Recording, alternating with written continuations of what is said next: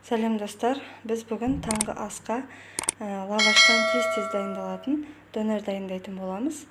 Ол үшін видеоны соңына дейін менімен қараңыздар. Бізге ол үшін ең басты осындай лаваш керек болады.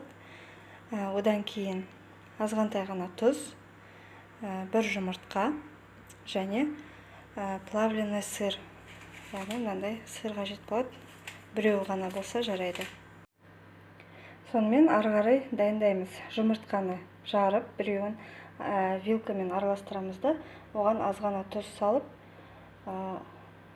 табаны қыздыруға қоямыз.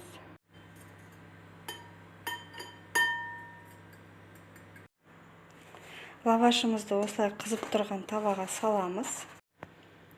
Оған жұмыртқаны құямыз. Осылай бетіне сырды салып, мінеки донердің бір жағы қыздырылып қуырылды. Енді екінші жағына ауыстырып қойдық.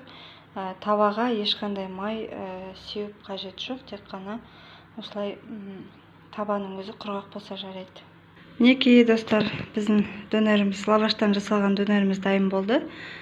Өте дәмді әрі тойымды тез жасалатын тағам.